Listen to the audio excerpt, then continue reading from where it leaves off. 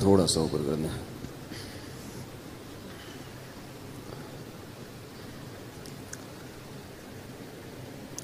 الحمد للہ نحمده ونصلي على رسوله الكريم.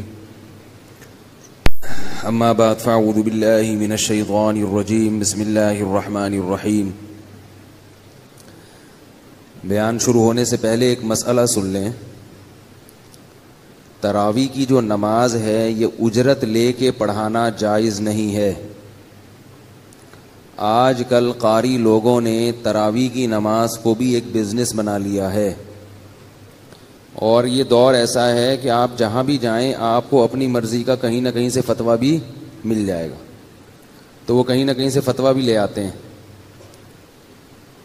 جتنے بھی ہمارے بڑے بڑے اکابر گزرے ہیں، مولانا اشرف علی تھانوی، رشید احمد گنگوہی، علامہ ظفر احمد عثمانی، مفتی رشید احمد لدھیانوی، مفتی محمد شفیع صاحب، مفتی محمد تقی عثمانی صاحب، یہ جو علم میں فتوے میں بدرہ ماہر ہیں، ان سب کا یہ متفقہ فتویٰ ہے کہ پیسے لے کے تراویح پڑھانا جائز. اس کو بند کر دیں یار، یہ بند کر دیں، یہ شور کر رہا ہے پنکھا. پیسے لے کے تراویح پڑھانا جائز نہیں ہے. بعض لوگ یہ دلیل دیتے ہیں کہ جب فرض نماز پہ تنخواہ لینا جائز ہے تو تراویح پہ کیوں جائز نہیں ہے. فرض نماز کی ایک الگ حیثیت ہے، وہ پورے سال پابندی کرنی پڑتی ہے امام کو، وہ اس کے ساتھ کوئی جاب نہیں کر سکتا، کوئی اور کام نہیں کر سکتا. تراویح جو ہے نا ایک نفل نماز کی طرح ہے.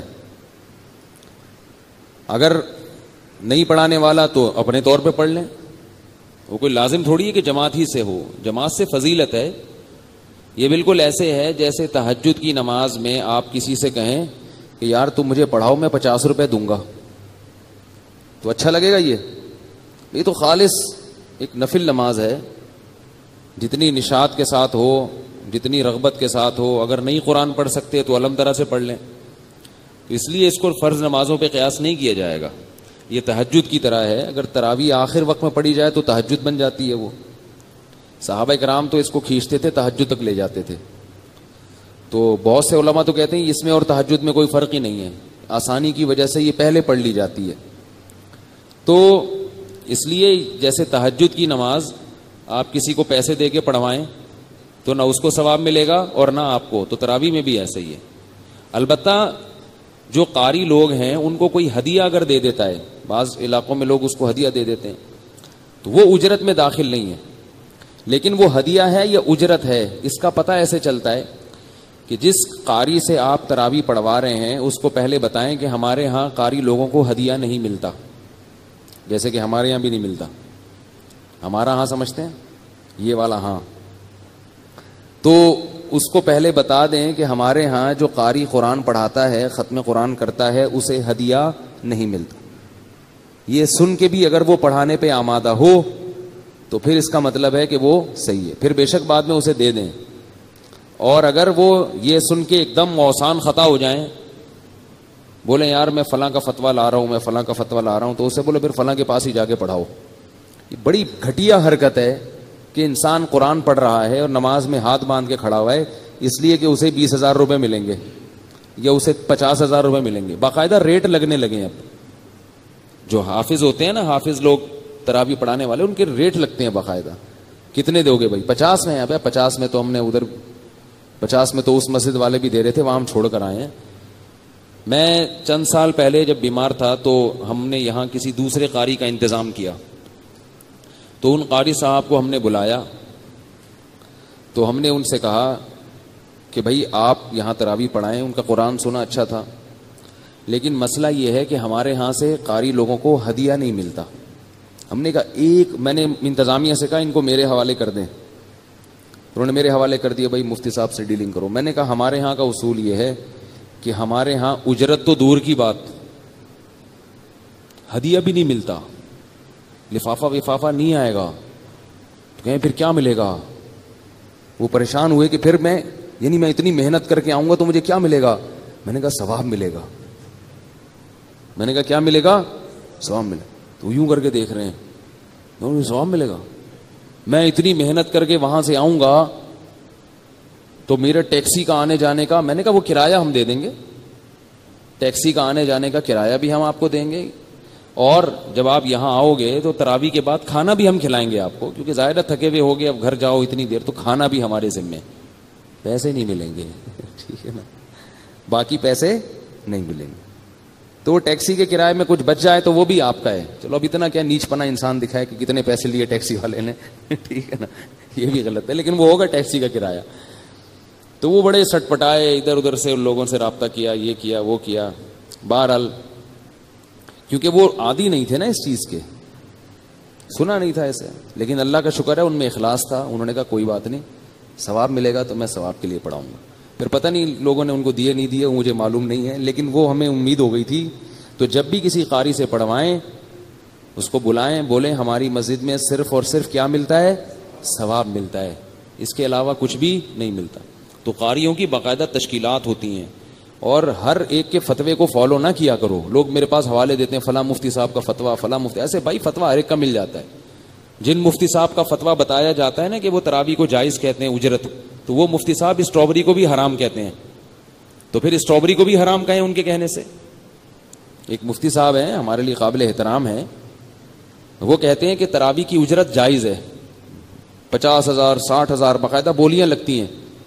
تو جو طلبہ ان کو فالو کرتے ہیں, میں ان سے کہتا ہوں کہ وہی مفتی صاحب یہ بھی کہتے ہیں کہ اسٹرابری حرام ہے, تو اس میں تم ان کو نہیں مانتے. کہتے ہیں ابے نہیں, یہ تو بالکل ہی غلط ہے. تو اس کا مطلب یہ ہوا کہ بھائی جو ملک کے دوسرے بڑے مفتی حضرات ہیں جو اس فیلڈ میں ماہر ہیں, جن پر سب اعتماد کرتے ہیں اور دلیل بھی ان کی مضبوط ہے, تو ان کے فتوے ہی کو فالو کیا جائے گا. کسی پر طنز کرنا جائز نہیں ہے, سب ہمارے لیے قابل احترام ہے, لیکن یہ نہیں کہ جہاں سے بھی جو فتویٰ اٹھائے بس فالو. اور غیرت اور حمیت کیا کہتی ہے, ایک ایک حرف پہ اتنا ثواب ملتا ہے قرآن کی تلاوت کے, ایک ایک حرف پہ اتنا ثواب ملتا ہے کہ جس کی کوئی انتہا نہیں ہے. وہ سارا پیسے لے کے آپ کیا کر دیتے ہو, ضائع کر دیتے ہو. البتہ سامع کے لیے اجرت لینا جائز ہے, وہ تعلیم میں داخل ہے. سامع جو بنتا ہے نا, اس کے لیے اجرت لینے کے ہمارے بعض اکابر قائل ہیں, اس لیے کہ یہ تعلیم میں داخل ہے. قرآن کی تعلیم کی اجرت آپ لے سکتے ہیں. جیسے قاری لوگ بچوں کو پڑھاتے ہیں نا, تو تعلیم دے رہے ہیں نا. ایک تو ہے قرآن پڑھنے کی اجرت, یہ جائز نہیں ہے. مثال کے طور پر آپ آئے کسی کے پاس اور آپ نے کہا کہ یار ایک پارہ پڑھ دو, 5 روپے دوں گا, تو یہ پارہ پڑھنے کا ثواب نہیں ملے گا. یہ 2 رکعت نماز پڑھ لو, میں 20 روپے دوں گا آپ کو. تو ایسے تھوڑی ہے نماز 20 روپے میں, نمازیں بک رہی ہیں 20 روپے میں. لیکن اگر کوئی یہ کہتا ہے مجھے پوری نماز سکھا دو, اس نماز سکھانے کے آپ کو میں اتنی فیس دوں گا, یہ جائز ہے. تو ایسے ہی قرآن پڑھنے کے پیسے لینا جائز نہیں ہے, لیکن قرآن سکھانے کے پیسے لینا جائز ہے. تو سامع جو ہے یہ قاری کے لیے بمنزلہ معلم کے ہوتا ہے. وہ کہتا ہے کہیں گڑبڑ کی تو میں پکڑ لوں گا.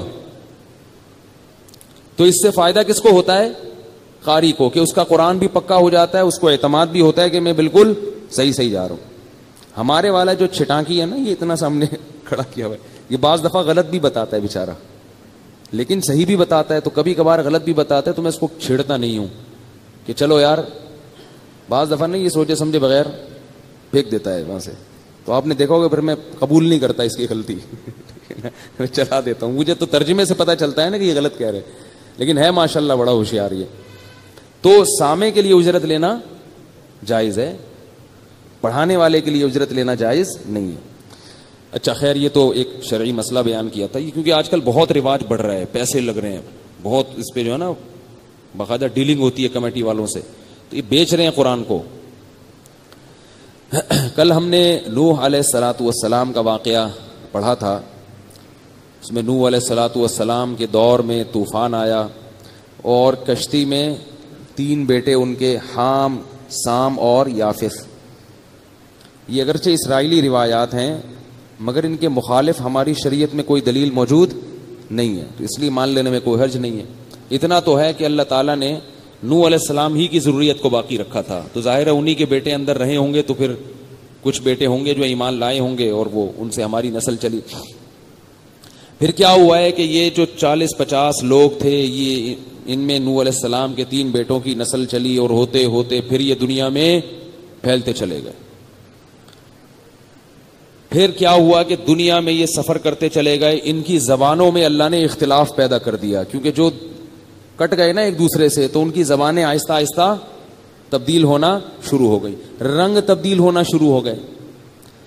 جن کی نسلیں ادھر ساؤتھ افریقہ کی طرف چلی گئیں, پہلے تو سب گندمی رنگ کے تھے. آدم علیہ السلام نا گندمی کلر کے تھے. گندم رنگ پتہ ہے کون سا ہوتا ہے؟ گندم کا دیکھ رہے ہو نا کیسا ہوتا ہے, نہ بالکل وائٹ اور نہ بلیک. آدم کا مطلب یہ ادم, ادم جو ہے نا ادم, ادام عربی میں سالن کو کہتے ہیں. تو نوح علیہ الصلوۃ والسلام کے بعد جب وہ آگے نسل پوری دنیا میں پھیلی ہے تو جو ٹھنڈے علاقوں میں چلے گئے وہ آہستہ آہستہ سفید ہونا شروع ہو گئے, وائٹ. اور بعض تو اتنے سفید ہوئے کہ یہ دھوپ میں نظر ہی نہیں آتے, ٹھیک ہے نا, اتنے سفید ہو گئے. بعض جو گرم علاقوں کی طرف چلے گئے تو وہ آہستہ آہستہ دھوپ پڑتے پڑتے کالے ہونا شروع ہو گئے اور وہ ان کی جینز میں تبدیلی ہونا شروع ہو گئی. پھر وہ اتنے بلیک ہو گئے کہ وہ اندھیرے میں نظر نہیں آتے. بعض روشنی میں نظر نہیں آ رہے اور بعض اندھیروں میں نظر نہیں آ رہے. تو ایسے بہت فرق پڑ گیا اور یہ دنیا میں اتنی ساری قومیں. تو نوح علیہ الصلوۃ والسلام کے بعد پھر یہ ان کی نسل میں جو قوم پیدا ہوئی تھی وہ قوم ایک بڑی طاقتور قوم پیدا ہوئی, قوم عاد, جس کا اللہ نے قرآن میں ذکر کیا وَإِلَىٰ عَادٍ أَخَاهُمْ هُودًا. اس قوم عاد میں وہی خرابی پیدا ہوئی جو نوح علیہ السلام کی قوم میں پیدا ہوئی. یاد رکھو جہاں بھی کسی قوم میں آپ کو گمراہی نظر آئے گی اس گمراہی کے پیچھے عقیدت میں غلو, مذہب میں غلو, عقیدت میں غلو, یہ چیز اس کے پیچھے ہوگی. نوح علیہ السلام کی قوم نے بت پرستی کیوں شروع کر دی تھی؟ بزرگوں کی عقیدت میں غلو. تو قوم عاد نے بھی یہی گڑبڑ شروع کر دی, انہوں نے بھی بت پرستی شروع کر دی. اور قوم عاد ایک اور کام کیا کرتی تھی, دنیا سے بے پناہ محبت. حالانکہ یہ نوح علیہ السلام کی اولاد میں تھے سارے. کل میں نے بیان میں کوئی 9,500 سال بول دیا نوح علیہ السلام کی عمر غلطی سے. بھائی وہ 9,500 سال تو ابھی بھی زندہ ہوتے. اگر ان لوگوں کی عمریں 9,500 سال ہوتی تو ابھی ان لوگوں کے بچے ابھی ہمارے سامنے بالغ ہوئے ہوتے. ٹھیک ہے نا, تو وہ غلطی سے منہ سے نکل جاتی ہیں, ایسی چیز چلا دیا کریں. جیسے وہ میں نے ایک کلپ ہے میرا تراویح پر, تو اس میں حضرت امام شافی 80 ہجری میں پیدا ہوئے, امام ابو حنیفہ 80 میں پیدا ہوئے تھے. امام شافی پہ میں نے لگا دیا اس کو. اب لیکن یہ ریکارڈنگ ایسی چیز ہے کہ جو غلطی ایک دفعہ نکل گئی وہ ریورس نہیں ہوتی. فرشتے جو ریکارڈنگ کرتے ہیں نا ہماری, اس میں توبہ کر لو تو وہ مٹا دیتے ہیں. فرشتے بھی تو ایک ایک چیز نوٹ کر رہے ہیں, لیکن اس میں ہم اللہ سے توبہ کر لیں, اللہ غلطی ہوئی تو اللہ کہتے ہیں فرشتوں سے اسے کیا کرو, مٹا دو. لیکن جو ویڈیو ریکارڈنگ ہے نا یہ نہیں مٹتی, یہ نہیں مٹتی. اب ہٹا بھی دیا میں نے تو پھر بھی 10 لوگوں کے پاس چلا جاتا ہے, وہ پتہ نہیں کہاں سے کہاں بات نکل جاتی ہے. تو نوح علیہ الصلوۃ والسلام نے, ایک اور چھوٹی سی بات کہہ دوں آپ کے سامنے, ڈاکٹر ذاکر نائک کے بارے میں میرا ایک کلپ چل رہا ہے. اس کلپ میں نے بیان کوئی اور تھا, درمیان میں کوئی بات آ گئی, تو وہ درمیان والی بات سے لوگ یہ سمجھے ہیں کہ میں ڈاکٹر ذاکر نائک کے میں نے خلاف کہا ہے. حالانکہ میں نے ان کے خلاف نہیں کہا, نہ میری نیت تھی, نہ میں نے کوئی ایسا لفظ استعمال کیا. لیکن اس بیان سے یہ تاثر لگ رہا ہے کہ میں ان کا یا تو مذاق اڑا رہا ہوں یا ان پہ طنز کر رہا ہوں. تو اس لیے میں ذرا اس کی وضاحت کر دوں. اس بیان میں نے یہ بتایا کہ لوگ مجھ سے جب میں مسئلہ بتاتا ہوں تو حوالہ مانگتے ہیں کہ بھئی حدیث نمبر بتاؤ, صفحہ نمبر بتاؤ. تو میں ان سے کہتا ہوں کہ میں دن میں اتنے مسائل لوگوں کو بتاتا ہوں کہ اگر میں ہر مسئلے پہ حوالہ دینا شروع کر دوں تو یہ میرے بس میں نہیں ہے, اتنا نہیں ہو سکتا. تو پھر لوگ ہم پہ طنز کرتے ہیں کہ ڈاکٹر ذاکر نائک بھی تو ہر چیز کا حوالہ دیتے ہیں. تو اس کا میں نے اس کلپ میں جواب دیا تھا کہ بھائی ڈاکٹر ذاکر نائک سے جس نوعیت کے مخصوص نوعیت کے مسائل پوچھے جاتے ہیں ان پہ حوالہ دینا آسان ہے. مفتی سے جس قسم کے مسائل پوچھے جاتے ہیں ان میں ایک تو پوچھے اتنے سارے جاتے ہیں دن بھر میں, اور اتنے منفرد نوعیت کے ہوتے ہیں, ان پہ حوالہ دینا بہت مشکل ہے 24 گھنٹے میں ایک ہی مسئلہ بتا سکیں گے. پھر میں نے اس کی مثال دی تھی کہ جیسے وراثت میں کوئی 1980 میں انتقال ہو گیا, کوئی پھر یوں ہو گیا, پھر یوں ہو گیا, پھر مجلے والے نے ٹائلیں لگا دی, پھر نلکا لگا دیا, تو اب بتاؤ کہاں سے حوالہ دے گا؟ تو تحقیق کرنی پڑتی ہے نا پوری اس کی. تو اس کا مطلب لوگ یہ سمجھ رہے ہیں کہ میں ڈاکٹر ذاکر نائک کے حوالے دینے کے خلاف ہوں, یعنی ڈاکٹر ذاکر نائک جو حوالہ دیتے ہیں غلط کرتے ہیں. ایسا نہیں ہے بھائی, حوالہ تو دینا چاہیے اور وہ بالکل صحیح کرتے ہیں, حدیث کا حوالہ یا جو قرآن کی آیت کا حوالہ. میں صرف یہ بتا رہا ہوں کہ میں کیوں نہیں دیتا, اس لیے کہ ہمارا کام ان کے کام سے مختلف ہے. یہ مطلب نہیں ہے کہ ان کا حوالہ دینا غلط ہے. بات آ گئی ہے سمجھ میں؟ تو کسی کی بات کو سمجھا کرو, پھر اس پہ طنز کیا کرو. اس کلپ پہ لوگوں نے نیچے بڑے طنز مارے ہوئے, ابے یہ مولوی لوگ جل رہے ہیں ذاکر نائک سے, ابے بھائی یہ جو ہے نا وہ کام کر رہے ہیں نا, تو ان سے ہو نہیں رہا وہ کام. تو کہاں سے کہاں لے جاتے ہیں بات. میں تو صرف یہ بتا رہا ہوں کہ ہم حوالے کیوں نہیں دے سکتے اتنے زیادہ. اور یہ بھی ڈاکٹر ذاکر نائک کا ایک کمال ہے کہ اتنے سارے حوالوں کو ذہن میں محفوظ رکھنا. یہ بھی ایک بلا کا حافظہ ہے, یہ بھی ایک خداداد صلاحیت ہے, ہم اس کے بھی قائل ہیں. البتہ یہ بار بار میں بتاتا ہوں کہ وہ مفتی نہیں ہے, تو مسائل میں ان سے غلطی ہوتی ہے. اور 3 طلاق کے مسئلے میں جو وہ ایک کہتے ہیں, یہ مسئلہ 100% غلط ہے. لیکن اس میں بھی یہ ہے کہ جب کسی کی آپ بات کو غلط قرار دیں تو اس کی اسی بات کو غلط کہا جاتا ہے, اس سے بندہ غلط نہیں ہو جاتا. کیسے سمجھایا؟ جب آپ کسی کے بارے میں, جیسے میں نے ممبر پہ کہا کہ ڈاکٹر ذاکر نائک صاحب کی یہ بات غلط ہے, تو لوگ پتہ ہے کیا سمجھتے ہیں؟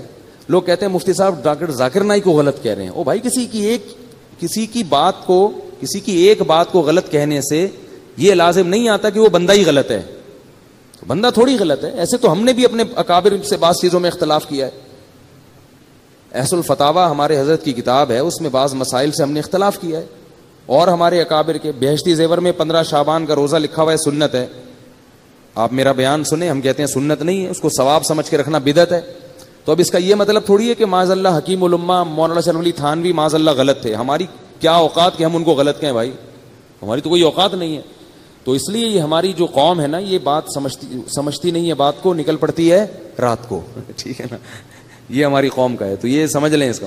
خیر, تو نوح علیہ الصلوۃ والسلام کا قوم عاد میں کیا خرابی پیدا ہوئی؟ ایک تو بت پرستی, دوسرا کیا تھا؟ تتخذون مصانع لعلکم تخلدون.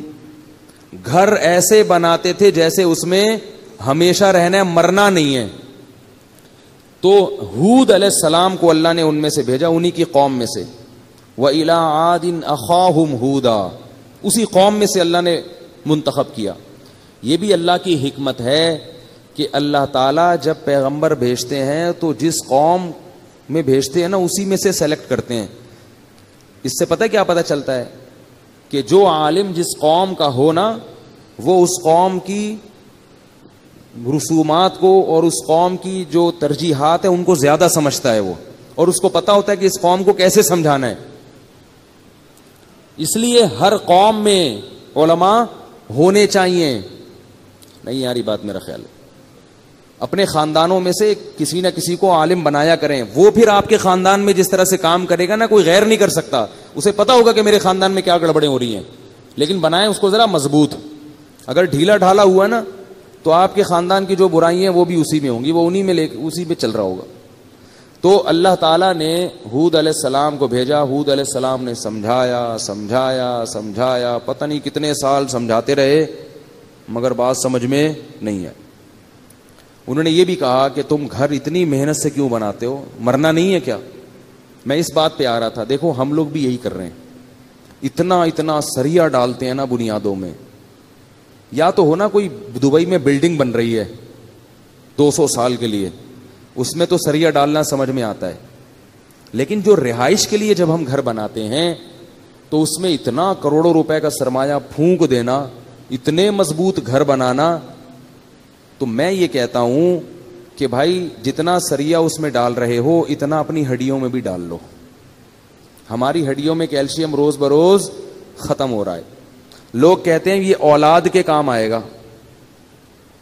لوگ کیا کہتے ہیں؟ جبکہ میں نے دیکھا ہے ابا کے مرنے کے بعد اولاد زیادہ دن اس گھر میں نہیں رہتی. ان کی بچے ہو جاتے ہیں, شادی ہو جاتی ہے, وہ سب کیا ہو جاتے ہیں الگ. میرے والد صاحب نے جو ہمارے لیے گھر بنایا تھا بڑی محنت سے, اتنا زیادہ تو نہیں مضبوط بنایا تھا, لیکن وہ کہتے تھے بھائی میں تو دنیا سے جانے والا ہوں, اپنی اولاد کے لیے کر رہا ہوں, اللہ تعالیٰ ان کی مغفرت فرمائے.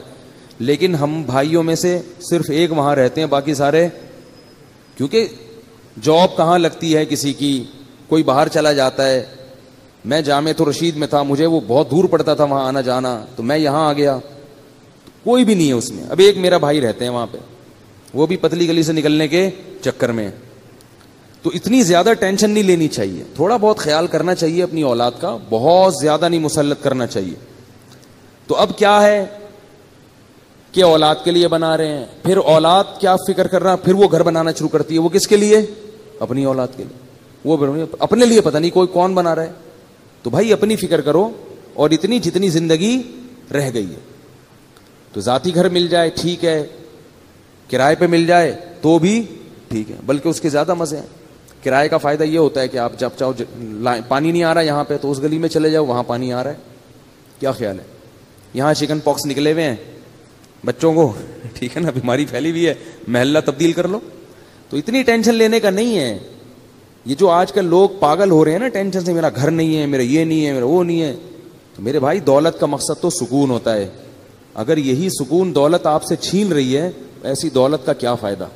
سکون سب سے بڑی نعمت ہے, اللہ کی تقدیر بھی ہے. جو نفسیاتی ڈاکٹر ڈپریشن کا علاج کرتے ہیں نا, خدا کی قسم ان کے پاس ڈپریشن کا علاج نہیں ہے. ڈپریشن کا اور اسٹریس کا علاج صرف اور صرف قرآن کے پاس ہے, صرف اور صرف. تبھی میں نے نفسیاتی ڈاکٹر بھی خوش نہیں دیکھے, وہ بھی پاگل ہوتے ہیں.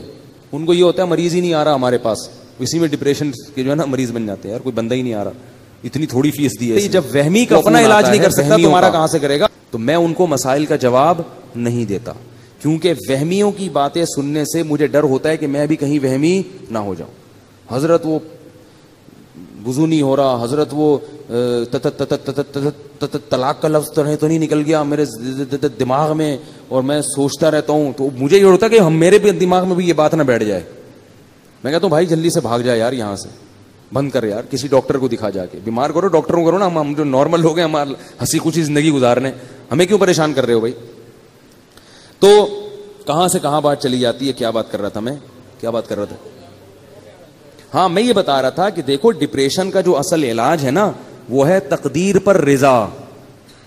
سب سے بہترین علاج یہ ہے کہ اللہ کا جو معاملہ میرے ساتھ ہے میں اس پر راضی ہوں. وہ مجھے اگر غریب رکھنا چاہتا ہے میں غربت میں خوش ہوں, وہ اگر مجھے 1000 گز کا بنگلہ دینا چاہتا ہے تو میں اس میں خوش ہوں. حضرت حسن رضی اللہ تعالیٰ عنہ بہت زیادہ دولت مند تھے, اور حضرت حسن کے جو نانا تھے محمد صلی اللہ علیہ وسلم, وہ بہت زیادہ مسکین تھے. تو کسی نے حضرت حسن سے کہا کہ آپ کے پاس تو بڑی دولت ہے اور آپ کے نانا اور آپ کے والد کے پاس تو تھی نہیں. تو انہوں نے کہا بھائی اللہ اگر مجھے اس میں رکھنا چاہتا ہے تو میں اس میں خوش ہوں. آئی بات سمجھ میں؟ بھائی جس حال میں اللہ نے رکھا ہے بس ٹھیک ہے بھائی, تو پریشان ہونے کی چندہ ضرورت نہیں ہے. اللہ آپ کو ڈیفینس میں گھر دلا رہا ہے, وہاں رہ لو. اللہ آپ کو چاہ رہا ہے کہ آپ اورنگی ٹاؤن میں رہو تو وہاں رہ لو. اللہ چاہ رہا ہے کہ آپ گرو مندر میں رہو تو وہاں رہ لو. اللہ چاہ رہا ہے کہ مچھر کالوڑی میں لیاری ندی کے قریب رہو, اب آپ استطاعت نہیں ہے تو مجبوراً وہاں لے لو بھائی. مچھر کا کر لو, جالیاں والیاں لگا لو, اسپرے کر لو تاکہ بیمار نہ ہو, ٹھیک ہے نا. انجوائے کرو بس وہیں اسی میں. چرسی دیکھو کیسے انجوائے کرتے ہیں, چرسیوں کے کپڑے دیکھیں آپ نے, پائپ کے نیچے, اب تو ملتے نہیں ہیروئنچی, چرسی نہیں ہیروئنچی, یہ جو پائپ ہوتے ہیں نا برساتی نالے کے پائپ, اس کے اندر چرسی بیٹھتے تھے, اب نہیں ہوتے. پتہ نہیں سنا ہے خود کش حملوں میں ان کو مروایا ہے لوگوں نے. تو کسی بھی چرسی کو دے دیا یہ بیگ فلاں مسجد میں رکھ کے آ جاؤ. دہشت گردوں نے ان کو بڑا استعمال کیا ہے, اور تو ایک پڑیا پکڑا دی, پڑیا ملے گی, وہ بیچارہ پڑیا کے چکر میں خود بھی پھٹ گیا. یہ دہشت گردوں نے سنا ہے میں نے واللہ عالم کہ ہیروئنچیوں کو بہت استعمال کیا. تو ہیروئنچی جو تھے ہم جب بچپن میں دیکھتے تھے وہ برساتی نالوں کے اندر بیٹھے ہوتے تھے, برساتی نالوں کے اندر ہیروئنچی بیٹھے ہوتے تھے, اور منہ میں بھی ان کے پائپ ہوتا تھا. تو اس زمانے میں بچپن میں ایک ڈرامہ آیا تھا, میں نے توبہ کی ہوئی ہے, پرانی باتیں کبھی کبھی بتا دیتا ہوں. اس میں ایک ہیروئنچی کو گانا گاتے ہوئے دکھایا کہ وہ مست ہے, ہیروئن میں پی ہوئی ہے, اس نے پائپ کے اندر بیٹھا ہوا ہے اور اس کے منہ میں بھی پائپ ہے جس میں چرس ہے. تو کہہ رہا ہے میں پائپ کے منہ میں ہوں, میرے منہ میں پائپ ہے ٹھیک ہے. اسی کو انجوائے کر رہا ہے وہ. کہہ رہے یہ نعمت کس کے پاس ہوگی کہ پائپ کے منہ میں بھی ہو اور پائپ بھی اس کے منہ میں ہو. بھائی ایک ہی وقت میں ایک چیز منہ میں ہو سکتی ہے نا, یا تو آپ اس کے منہ میں ہو یا وہ آپ کے منہ میں. لیکن کہہ رہے ہمارے ساتھ اللہ کی قدرت عجیب ہے, میں پائپ کے اندر بیٹھا ہوں اور پائپ میرے اندر گھسا ہوا ہے. تو ایک ہیروئنچی سے کسی نے پوچھا, وہ بھی مست ایسے پڑا ہوا ہے نا خوش, تو اس ہیروئنچی سے کسی نے پوچھا کہ ہم نے سنا ہے کہ تم لوگ اتنے خوش ہوتے ہو پی کے کہ تم سمجھتے ہو کہ ہم چاند پہ پہنچ گئے ہیں. تو ہیروئنچی کہتا ہے تو ابھی کہاں بیٹھا ہوا ہوں میں. تو ہمارے حضرت فرمایا کرتے تھے جیسے یہ لوگ نشے میں دیوانے ہو جاتے ہیں اور سارے غم بھلا دیتے ہیں, تو مسلمان کو چاہیے کہ وہ اللہ کی محبت میں اسی طرح دیوانہ ہو جائے اور سارے غموں کو بھلا دے. بولے بھائی میرا مقصود, میرا مطلوب, میرا محبوب, میرا معبود صرف اللہ کی ذات ہے, مجھے جنت مطلوب ہے, یہاں مجھے 1000 گز کا بنگلہ نہ ملا, جھونپڑی میں گزارا کر لوں گا, جنت کے محلات مجھے ہر قیمت پہ چاہیے. یہاں مجھے کالی کلوٹی مل گئی. ایک بندہ آیا, میں میری بیوی بہت ہی بدصورت ہے, میں کیا کروں, پھنس گیا ہوں میں نے کہا صبر کرو, تم کون سا اتنے حسین ہو. ہمارے جو ہے نا ایک جامعہ میں ایک لڑکا تھا, اس کی شادی ہوئی تو ہمارے استاذ کے پاس آیا. اب اس کو شرم بھی آ رہی تھی کیونکہ استاذ تھے بڑے پیر و مرشد. تو وہ استاذ ہمیں واقعہ سنا رہے تھے, کہہ رہے میرے پاس آیا اور بڑا شرما رہا ہے, بڑا میں حضرت میں بڑا پریشان ہوں, میں یہ وہ بہت مشکل نا. مجھے بتاؤ کیا بات ہے. اس نے کہا میری شادی ہوئی ہے, میں نے بغیر دیکھے کی اور مجھے بیوی پسند نہیں آ رہی, شکل بالکل بھی اچھی نہیں ہے. تو کہتے ہیں میں نے اس سے کہا کہ کبھی اپنی شکل دیکھی ہے آئینے میں, ٹھیک ہے نا. تو کہتے اس نے کہا ہاں میں نے دیکھی ہے. کہہ رہے ہیں اب اس نیت سے دیکھو کہ میں کیسا ہوں. ایک تو ویسے ہی دیکھتا ہے نا انسان بال سیٹ کرنے کے لیے یا کچھ منہ پہ کچھ لگا ہوا تو نہیں, اس نیت سے دیکھو کہ کیا میں بھی ان لوگوں میں شمار ہوتا ہوں جس کو کوئی خوبصورت ملے. اس نیت سے اب جا کے دیکھو, اپنے نئے نقش نا, پوری ناک کا سائز وائز سب چیزیں چیک کرنا, جا کے کلر ولر بھی دیکھنا اچھی طرح سے. تو وہ کہتے ہیں کہ وہ اس نے دیکھا اور آ کے کہا الحمدللہ میں مطمئن ہو گیا ہوں, ٹھیک ہے نا, کہ اس ڈیزائن میں مجھے یہ بھی غنیمت ملی. تو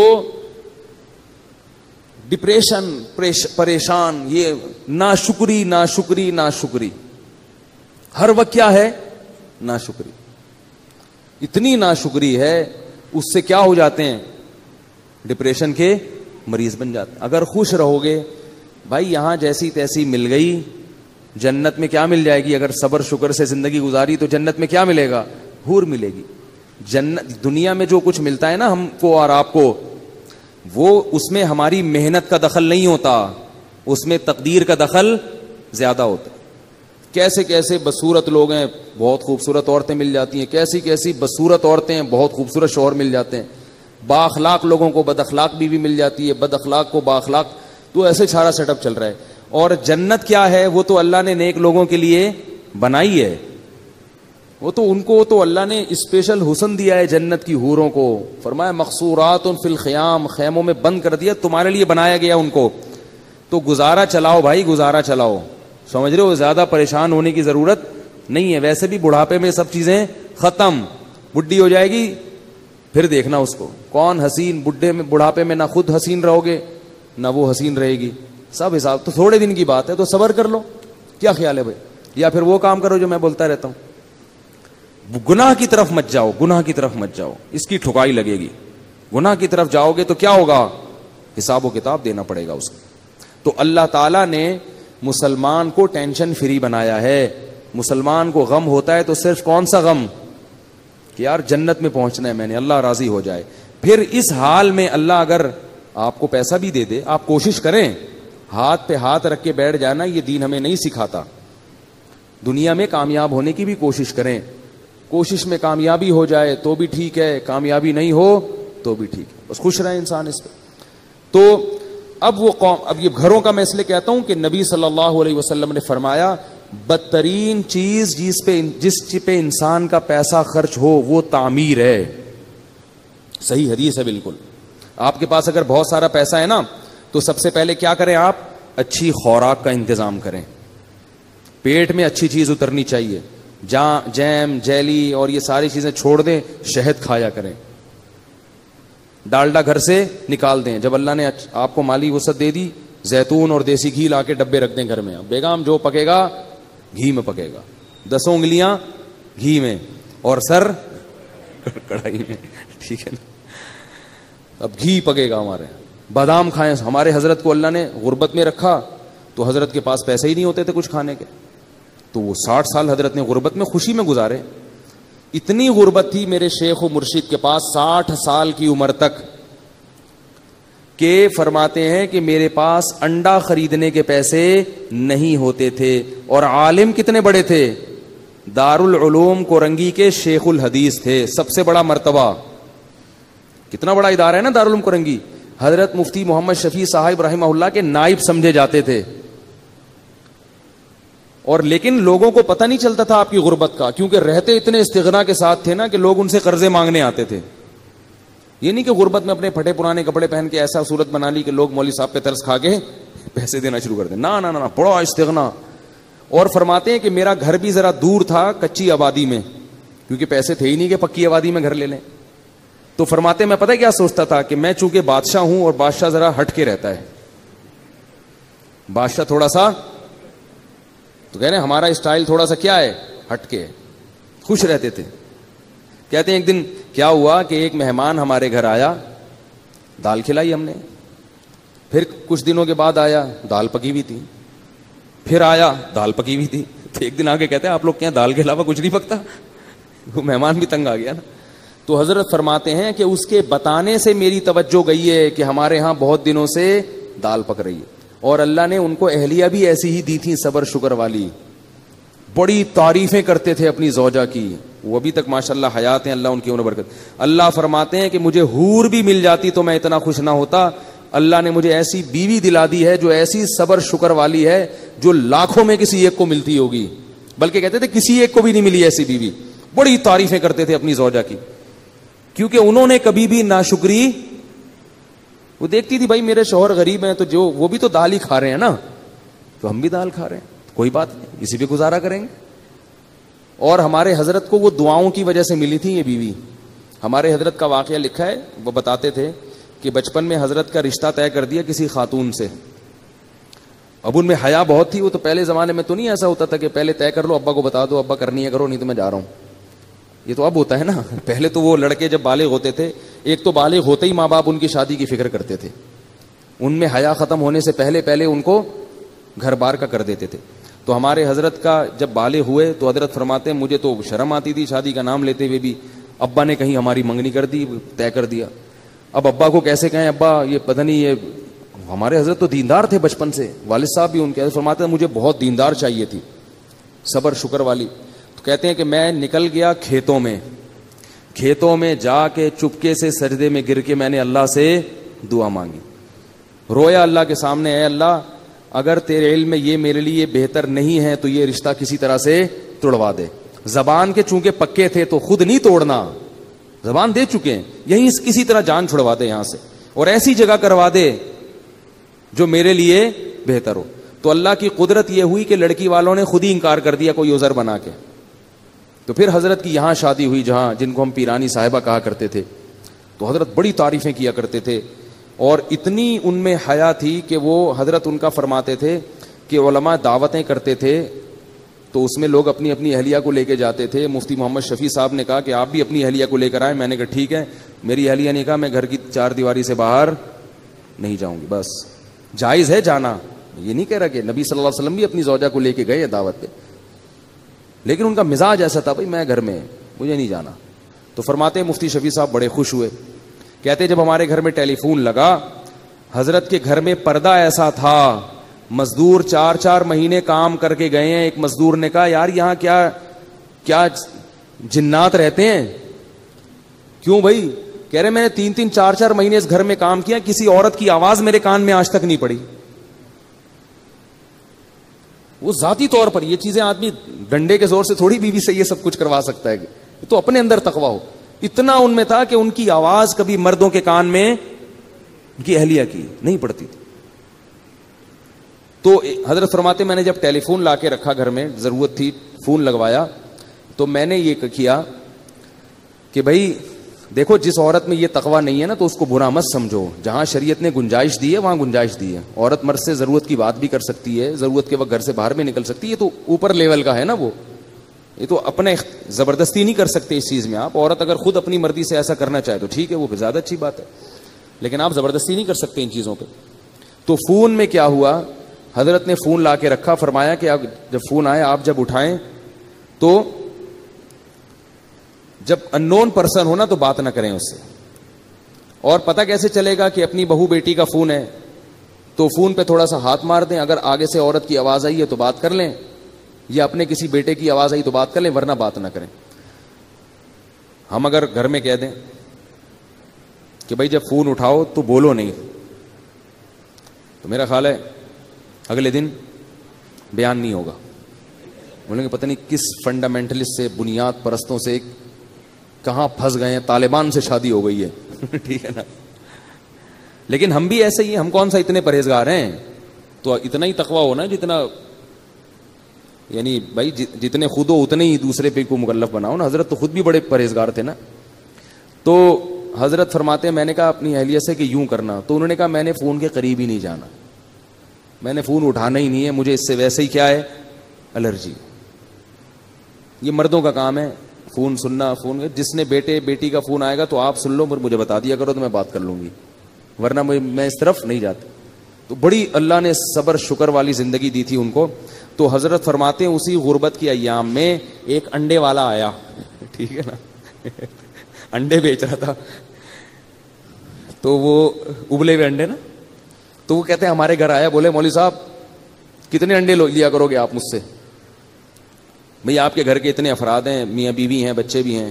تو اس کا خیال تھا کہ 4-6 انڈے تو لے لیا کریں گے. حضرت فرماتے ہیں میں نے کہا نہیں, ہمارے یہاں پہلے سے کوئی انتظام ہے, ایسا کر دیا. حالانکہ فرماتے ہیں کہ اصل بات یہ تھی میرے پاس انڈا خریدنے کے پیسے بولو بھائی نہیں تھے, لیکن اس کے سامنے اپنی غربت نہیں بتانی, میرے پاس تو پیسے ہی نہیں ہیں. وہ کہ چلو زکوٰۃ والے انڈے پھر میں آپ کو دے دیا کروں گا. بات یہ ہے کہ غربت بھی ہو مگر ایسا اس پہ استغنا اور چہرے پہ ایسی بشاشت اور ایسا استغنا ظاہر کرنا ہے کہ ہم سے بڑا سیٹ دنیا میں کوئی ہے ہی نہیں. اور حضرت فرماتے ہیں کہ یہ صرف زبان سے نہیں کہتا تھا, دل میں بھی سمجھتا تھا, دل میں بھی سمجھتا تھا کہ اللہ نے مجھے بہت دیا ہے, صرف اوپر اوپر سے نہیں کہ لوگوں کو بیوقوف بنانے کے لیے, دل میں بھی یہی تھا بہت دیا ہے بھائی. فرماتے تھے کہ میں 2 وقت کی روٹی کھا رہا ہوں بھائی, اور کیا چاہیے, خالی روٹی بھی کافی ہے, تو اللہ نے مجھے دال بھی دی ہے. اس پہ سوچ سوچ کے خوش ہوتے تھے کہ دال بھی دی اللہ نے مجھے, واہ واہ سبحان اللہ, اتنا خوش ہوتے تھے اس پہ, دال بھی ہے. اور اپنے شیخ کی زیارت کے لیے لاہور جایا کرتے تھے, پورے سال تنخواہ سے پیسے جمع کر کر کے ٹرین کا ٹکٹ ہوتا تھا, پورے سال کی تنخواہ سے کاٹ کاٹ کے ایک دفعہ کا چکر لگتا تھا. یہ حالت تھی. اور پھر کیا ہوا ہے کہ پودوں کا بڑے مزاج ان کے, غربت تھی مگر مزاج شاہانہ تھا, گرینری کا بڑا شوق تھا, پھول لگانے کا, پودے لگانے کا, خوشبوؤں کے استعمال کا. تو پودے لگانے کے لیے نا ان کے پاس وہ نہیں تھا, شاور نہیں ہوتا وہ پانی دینے کے لیے, اس میں پتہ نہیں کیا ٹیکنیکل چیز کر کے ایک شاور بنایا تھا حضرت نے, تھا بڑی صفائی ستھرائی. تو کیا ہوا کہ حضرت کی اہلیہ بیمار ہو گئی. اب میں اہلیہ کا بتاؤں کیسا توکل تھا. اہلیہ بیمار ہو گئی, ڈاکٹر کے پاس گئے تو ڈاکٹر نے کہا کہ ان کے جسم میں وٹامنس کی کمی ہے, پھل فروٹ کھانے کو, پھل فروٹ تو ملتے ہی نہیں تھے حضرت کو, غربت میں کہاں پھل کھا سکتے ہیں. تو بتایا کہ ان کو آپ پھل فروٹ کھلائیں. کیا کھلائیں؟ یہ میں صرف اپنے شیخ کے واقعات نہیں سنا رہا, مقصد یہ ہے کہ ایسی زندگی گزرے گی تو صحت بھی ملے گی, بغیر سیب کے آئرن آئے گا آپ کے جسم میں. اور ٹینشن والی زندگی گزارو گے نا, سیب کے جوس بھر بھر کے پی لو پھر بھی آئرن کی کمی ختم نہیں ہوگی آپ. پھر فرماتے ہیں میں لے گیا ڈاکٹر کے پاس, ڈاکٹر نے کہا ان کو سیب کھلائیں, آم کھلائیں, یہ کھلائیں, وہ کھلائیں. پھر فرمایا پیسے ہی نہیں تھے سیب کھلانے کے. تو حضرت فرماتے ہیں میں نے سوچا کہ بھائی ڈاکٹر کو اللہ نے جو علم دیا ہے نا وہ اس حساب سے صحیح بات کر رہا ہے, لیکن اگر میری بیوی کو سیب کی ضرورت ہوتی تو اللہ مجھے سیب کے پیسے دیتے, جب نہیں ہے تو اس کا مطلب اللہ ویسے ہی آئرن کی کمی انشاءاللہ پوری کر دے گا, اور اللہ ان کو ویسے ہی ٹھیک کر دے گا. بیوی بھی کیونکہ توکل والی, پھر وہی مثال اپنی اور آپ کی مثالیں آتی ہیں ذہن میں. ہم ہوتے کتنے تانے سننے کو ملتے ہیں بھائی, اب کہیں سے لے کر آؤ, سیب لاؤ, چوری کا ہو کہیں سے وہ لے کر آؤ. میں تو کہہ رہی تھی کھانے کو نہیں ہے, دال کھائیں گے تو یہ تو یہی ہوگا نا, روٹی کھا کھا کے, تو آئرن کہاں سے پیدا ہوگا. ڈاکٹر سارے کہتے ہیں سیب کھانا ضروری ہے اور یہ کھانا ضروری ہے اور وٹامن کی گولیاں کھانا, جائیدادیں کھانا بھی ضروری ہے. کیا کیا کھا گئے ہیں مگر پھر بھی کمی پوری نہیں ہو رہی, پھر بھی بیمار ہیں. وقت سے پہلے بال سفید ہو رہے ہیں, 20 25 سال کے لڑکوں کے بال سفید ہو رہے ہیں, گر رہے ہیں. عجیب حالت ہے یار. 30 سال کا بندہ 50 سال کا لگ رہا ہے آج دیکھنے. سب کچھ کھا کے بھی یہ حال ہے. توکل نہیں ہے, اللہ پہ اعتماد نہیں ہے. تو حضرت فرماتے ہم آ گئے. ہم نے کہا بھائی ہمارے پاس تو نہیں ہے, بس اس اللہ ویسے ہی پوری کر دے گا. اللہ نے کر دی. وہ ماشاءاللہ اب تک زندہ ہیں. 90 سال تو میرا خیال ہے ان کی عمر ان کی اہلیہ کی ہو گئی, جن میں وٹامن کی کمی تھی. ٹھیک ہے نا, 90 سال سے زیادہ ان کی عمر ہو گئی ہے ماشاءاللہ. اور ہوش و حواس میں اللہ ان کی عمر میں اور زیادہ برکت دے. حضرت کا انتقال ہو گیا, وہ پھر بھی زندہ ہیں. تو پھر اللہ نے 60 سال کی عمر کے بعد حضرت کو کیا دیا. حضرت کی زمینیں تھیں وہ بکی ہیں اور کچھ وراثت ملی, بہت اللہ نے پیسہ دیا. پھر اتنی دولت آئی حضرت کے پاس, پھر حضرت نے اسٹائل اپنا چینج کر دیا. جو میں بتانا چاہ رہا ہوں کہ بھئی جب تک نہیں ہے تو دال روٹی کھاؤ, جب ہے تو پھر اسی حساب سے کھاؤ جب اللہ دے رہا ہے. پھر جو نوٹ آتے تھے حضرت کے پاس, دولت کی محبت پھر بھی نہیں تھی, تو حضرت نے بہت سارا پیسہ لگا دیا الائنس میں. وہ ضیاء الحق کے دور میں ایک الائنس والے نکلے تھے, وہ سارا پیسہ ڈوب گیا. ڈوبا ہے تو حضرت کی پیشانی پر اتنا سا بھی بل نہیں آیا, پر ذرا بھی پریشان نہیں ہوئے. جبکہ جن لوگوں کے پیسے اس وقت ڈوبے تھے ان میں سے بہت سے لوگ ہارٹ اٹیک سے مر گئے. تو حضرت نے ان کا نام رکھا شہدائے الائنس. شہدائے الائنس, یہ الائنس والوں کو. اور حضرت فرماتے ہیں کتنی گھٹیا موت ہے, پیسے چھن گئے تو مر گئے. کیا دکھاؤ گے منہ اللہ کو؟ اللہ کہے گا کھانے کو روٹی تو مل رہی تھی, سر چھپانے کی جگہ تو تھی. تو حضرت کا بہت سارا پیسہ ڈوب گیا, مگر حضرت پر ایسے ذرہ برابر بھی پیشانی پہ لکیر نہیں آئی. کیوں؟ وہ کہتے تھے یار رہنے کے لیے گھر تو ہے نا, اور کھانے کے لیے روٹی تو مل رہی ہے, تو وہ تو ویسے ہی مسافر خانہ ہے, ساتھ تھوڑی لے کے جانا ہے. ٹھیک ہے نا, ایسے ہی خوش ہے. جو حضرت کے ساتھ اس وقت تھے نا, وہ کہتے ہیں کہ ہم نے اتنا زیادہ کسی میں حوصلہ نہیں دیکھا, اتنی بڑی رقم ڈوب گئی ہو اور بڑے آرام سے بیٹھے ہوئے ہوں, بڑے آرام سے, کچھ ہو ہی نہیں رہا. حضرت گھر کو گھر کہتے ہی نہیں تھے, مسافر خانہ کہتے تھے. جب سعودی عرب سے آئے ہیں عمرہ کر کے تو وہ گھر پہنچ گئے اپنے.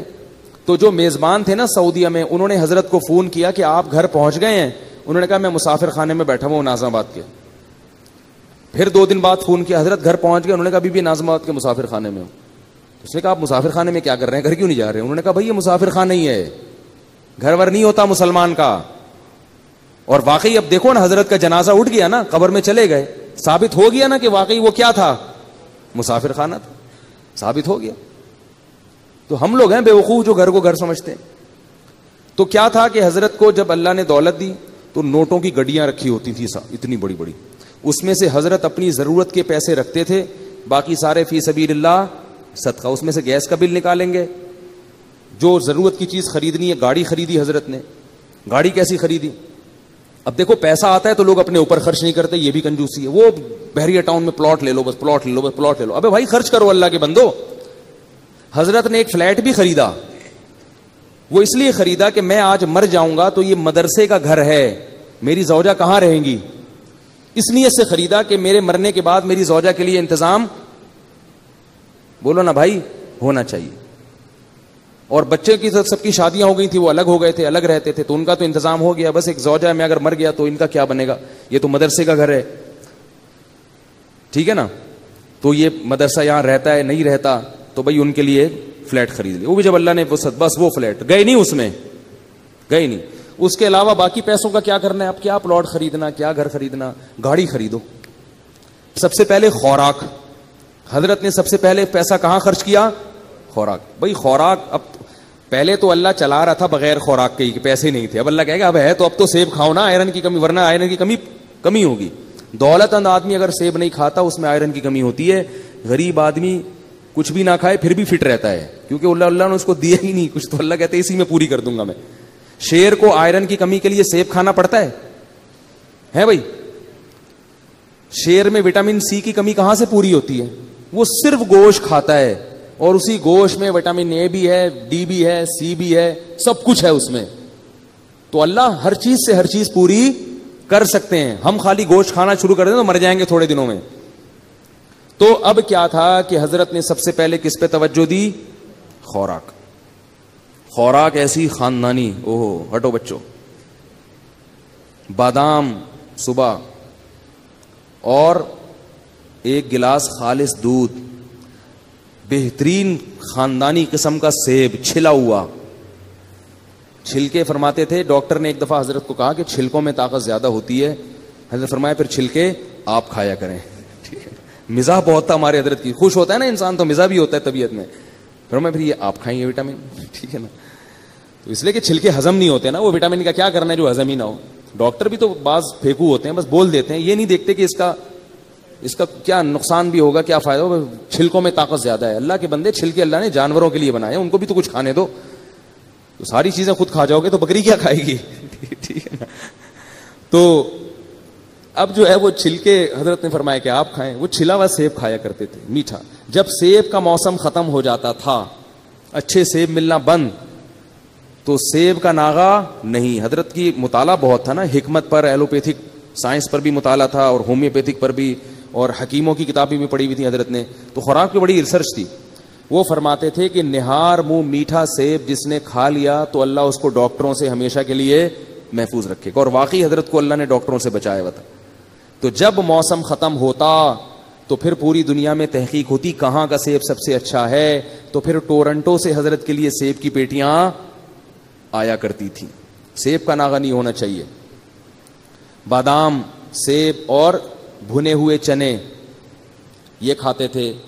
اسی طرح میں جب بھی حضرت کے گھر گیا ہوں، کھانا بڑا اسٹائلش دیکھا ہے، وی آئی پی قسم کا خاندانی کھانا تھا. کھاتے بہت تھوڑا تھے مگر کھاتے بہت اچھا تھے.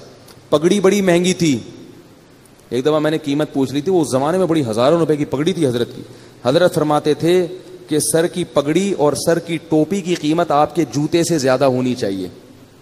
جوتا مہنگا ہے، ٹوپی کیا ہے؟ سستی. اس کا مطلب سر کو اتنا پروٹوکول نہیں دے رہے، پاؤں کو عزت زیادہ دے رہے ہو. حضرت کا جو سفید رنگ کا کرتا ہوا کرتا تھا وہ بہت مہنگا تھا، بہت مہنگا. اور خوشبوئیں اللہ کی پناہ، اتنی اتنی سی خوشبوئیں. اس دور میں 95 کی بات کر رہا ہوں، 50 ہزار روپے کی 95 میں وہ حضرت نے خوشبوئیں رکھی ہوئی تھیں. اور کمرہ اتنا خوبصورت ڈیکوریٹ کیا ہوا تھا، ایسے نہیں کہ وہ اس کو چھچورا پن بنا دیا، اس کو چھمک چھلو بنا دیا وہ کمرے کو، لیکن اتنا خوبصورت کمرہ تھا حضرت کا کہ جب جاتے تھے تو بس دل چاہتا تھا کہ یہاں سے نہ نکلیں. اس میں عود کی خوشبو چل رہی ہوتی تھی ہر وقت. بڑا خوبصورت کمرہ تھا، جنہوں نے دیکھا ہے وہ جانتے ہیں. وہ تو باقاعدہ دیکھنے جایا کرتے تھے ہم. پھر حضرت کی کرسی بیٹھنے کا، پھر 24 گھنٹے ایئر کنڈیشن میں رہتے تھے. 24 گھنٹے بہت وی آئی پی زندگی گزاری. مکان نہیں بنایا، پلاٹ نہیں خریدا، کہ مر جائیں گے، اپنی ذات پہ لگاؤ. ایک بس سنا دوں گاڑی خریدنے کا واقعہ، سنا ہوا ہوگا. پھر حضرت نے کھوجا کہ گاڑی ہونی چاہیے. حضرت نے کیا سوچا کہ کیا ہونا چاہیے؟ یہ میں آپ لوگ کو بتا رہا ہوں کہ پیسے جمع مت کرو اللہ کے بندو. یہ کوئی قصے کہانیاں نہیں سنا رہا، میں قصے کہانیاں نہیں سنا رہا. حضرت نے کہا گاڑی ہونی چاہیے. گاڑی خریدنے گئے، شو روم میں گئے تو شو روم والے سے کہا کوئی گاڑی دکھاؤ. گاڑی، اس نے کہا یہ ہے نا گاڑی. انہوں نے کہا یہ گاڑی ہے. ٹھیک ہے، یہ کوئی گاڑی ہے، اس کو گاڑی بولتے ہیں. یہ حضرت اسی اسٹائل سے سنایا کرتے تھے، یہ گاڑی. تو انہوں نے کہا یہ کیا ہے بھائی؟ یہ گاڑی نہیں. تو یہ گاڑی ہے، گاڑی دکھاؤ بھائی. تو کہتا ہے مولوی صاحب آپ کی رینج کتنی ہے؟ اس نے کہا مولوی صاحب ہیں یہ بیچارے کیا گاڑی خریدیں گے، کوئی پرانی سی ایف ایکس لینے آئے ہوں گے، زکات کے پیسوں سے جمع، کسی نے کوئی ہدیہ دیا ہوگا لفافے میں ڈال کے، کوئی جمع ہو گئے ہوں گے، تو وہ یہ سمجھ رہے تھے. اچھا، حضرت کے بیٹے سعودیہ چلے گئے تھے، مدینہ یونیورسٹی میں ان کی بڑی اچھی اچھی تنخواہیں تھیں، تو انہوں نے بڑی اچھی گاڑی خریدی تھی، بہت خوبصورت. حضرت فرماتے ہیں مجھے خیال آیا کہ میرے بیٹوں کے پاس اتنی مہنگی گاڑی ہے تو میں ان سے بھی زیادہ مہنگی گاڑی خریدوں گا. اور آگے ملفوظ دیکھو، فرماتے تھے اس لیے کہ پتہ یہ چلے کہ باپ میں ہوں، یہ میرا باپ نہیں ہے، کیونکہ ان کے پاس اچھی گاڑی آ گئی ہے. میرے پاس اگر پرانی ہوگی تو لوگ ان کو میرا باپ سمجھیں گے، اور مجھے کیا سمجھیں گے؟ یہ اسٹائل تھا بھائی، اسٹائل. تو فرماتے ہیں میں نے چاہا کہ میں اس سے زیادہ اچھی گاڑی خریدوں گا تاکہ پتہ چلے کہ ابا کون ہے، میں ہوں. ایسا نہ ہو کہ لوگ ان کو میرا باپ سمجھنا شروع کر دیں. تو پھر گئے ہیں تو وہ حضرت کو گاڑی کون سی ملی ہے؟ اس وقت عراق کی جنگ ہو رہی تھی کویت سے، تو سارے کویتی بھاگ گئے تھے. تو ایک کویت کا شہزادہ گاڑی لے کے بھاگا تھا، پاکستان آیا ہوا تھا. تو حضرت نے پھر کویت کے شہزادے سے گاڑی خریدی. وہ اس گاڑی میں ہم نے بھی بہت سفر کیا اور اتنی خوبصورت VIP گاڑی تھی, بیٹھ جاؤ تو اٹھنے کا دل ہی نہیں کرتا تھا. اور فرماتے تھے پھر اس میں جو ہے پیٹرول ڈلواتا تھا تو یہ نہیں کہ 5 روپے کا پیٹرول ڈال دو, یہ بھی کنجوس آدمی کا کام ہے, 50 روپے کا پیٹرول ڈالتا ہے. اب بھائی جب تیرے ہاتھ میں ہے گاڑی تو ٹینکی بھر دینا ایک دفعہ میں, تو کوئی لے کے تھوڑی بھاگ رہا ہے. وہ بھی دماغ میں ایک ہوتا ہے نہیں بھروں گا نہیں, بار بار پیٹرول پمپ پہ لائن لگا کے کھڑا ہوا ہوگا مگر ایک دفعہ تسلی سے بھرے گا نہیں. تو فرماتے میں جب پیٹرول پمپ پہ جاتا تھا تو ٹینکی بھرتا تھا میں, اور وہ بھرنے میں بہت ٹائم لگتا تھا, لوگ مڑ مڑ کے دیکھ رہے ہوتے تھے بھائی کس کی گاڑی ہے یہ. تو حضرت فرمایا کرتے تھے گاڑی بڑی ہونی چاہیے, ٹینکی بھری ہوئی ہونی چاہیے. یہ حضرت کا ملفوظ تھا. جب دولت اللہ نے دی تو اسٹائل بولو نا بھائی چینج ہوگی. تو جو اپنی ضرورت کی گاڑی کے پیٹرول کے پیسے نکال لیے, گیس بجلی کا بل نکال لیا, کھانے کے پیسے نکال لیے, اس کے بعد جتنے پیسے تھے حضرت گنتے نہیں تھے, وہ سارے فی سبیل اللہ صدقہ, گنے نہیں بس سب صدقہ. اتنا بڑا اللہ نے دل دیا تھا. یہاں تک کہ جن مدارس میں پڑھایا تھا 20 سال, ان سے جو تنخواہیں لی تھیں وہ تمام تنخواہیں واپس کر دی حضرت نے ان کو. بہت سخاوت کے دریا تھے بھائی وہ تو, ایسے ایسے نوٹ ایسے اٹھا کے نا غربا اور مساکین اور مدارس پہ اور مختلف جگہوں پہ خیر کے کاموں پہ خرچ کرتے تھے. کیسے اسٹائل سے زندگی گزاری بھائی انہوں نے, خوش, اور چہرہ ایسا چمکتا تھا, سرخ چہرہ ان کا, دیکھ کے لگتا ہی نہیں تھا ان کو کوئی بیماری. کیونکہ آدمی جب خوش ہوتا ہے بیمار تھوڑی ہوتا ہے. ایک دفعہ ڈاکٹر آئے ان کو دیکھنے کے لیے, ویسے ہی کسی نے, حضرت ڈاکٹروں کے پاس نہیں جاتے تھے, تو ڈاکٹر جب آیا نا تو انہوں نے کہا کہ اس نے کہا کہ آپ کو کوئی بیماری نہیں ہے. 78 سال کی عمر میں. حضرت نے کہا آپ کو کیسے پتا چلا؟ آپ کا جو فیس اور آپ کا جو باڈی ہے نا اس سے پتہ چل رہا ہے کہ نہ آپ کو شوگر ہے, نہ بلڈ پریشر ہے, کوئی بیماری نہ, فٹ فاٹ نہیں بالکل. تو اتنی زبردست صحت تھی. لیکن اس کے باوجود حضرت پھر کیا کرتے تھے, موت کے لیے تیار. ہمارے ہاں کسی کے پاس پیسہ ہو, صحت بھی ہو, تو کہا میں مروں نہیں, باقی سب کچھ ہو جائے. تو حضرت فرماتے تھے کہ جب بیمار ہو گئے نا آخری وقت میں, تو علماء کچھ ملنے کے لیے آئے. انہوں نے کہا آپ کی طبیعت بہت خراب لگ رہی ہے, ہم آپ کو دیکھ کے پریشان ہو رہے ہیں. تو فرمایا کہ 75 سال کی عمر میں آدمی نہیں مرے گا تو کب مرے گا بھائی, ٹھیک ہے نا, مرنے تو آرام سے, خوشی خوشی دنیا سے گئے ہیں, اب تو مرنے کا ٹائم ہے, کوئی بات نہیں, اب جانے. اور فرماتے تھے کہ میں 63 سال کی جب میری عمر ہوئی تھی تو مجھے اس کے بعد سے پھر زندہ رہتے ہوئے شرم آنے لگی تھی. کہتے تھے میں سوچتا تھا کہ نبی صلی اللہ علیہ وسلم 63 میں چلے گئے, تو ابھی تک ہے یہاں پہ, ٹھیک ہے نا. کہتے مجھے شرم آتی تھی یار, اب میں ابھی بھی زندہ ہوں. اور فرماتے تھے کہ جب میرے بچوں کے بھی بچے ہو گئے تو وہ مثال دیتے تھے کہ جب پلیٹ فارم پہ نئی گاڑی آتی ہے تو پرانی والی گاڑی کو پلیٹ فارم چھوڑنا پڑتا ہے. تو میں کہتا تھا میرے تو بچوں کے بھی بچے ہو گئے, میں ابھی تک پلیٹ فارم پہ بیٹھا ہوا ہوں, تو جا ہی نہیں رہا میں. تو ایسا آدمی ٹینشن لے گا کسی چیز کی؟ بولو نا بھائی. صحت کا خیال بھی کر رہے ہیں, سب کچھ ہے, بس اللہ نے جب اٹھانا تھا اٹھا لیا. کتنے آرام سے دنیا سے چلے گئے آرام سے. اور ہم لوگ ہر وقت پیسہ پیسہ پیسہ پیسہ, اس نے یہ کر لیا, میرے پاس میری تنخواہ کم ہے, اس کی تنخواہ زیادہ ہے. تو یہی تھا قوم عاد میں, بڑے بڑے گھر بنا کے فخر کرنا. تو اللہ نے بھائی ہمیں ان چیزوں سے منع کیا ہے, دنیا سے دل لگانے کی اجازت نہیں دی ہے. اسی سے ڈپریشن کا علاج ہوگا اور اسی سے ہماری اسٹریس ختم ہوگی. گولیاں کھانے سے یہ مسئلے حل نہیں ہوتے. اللہ تعالیٰ سمجھنے کی, عمل کی توفیق عطا فرمائے. سبحانک اللہم و بحمدک، نشہد ان لا الہ الا انت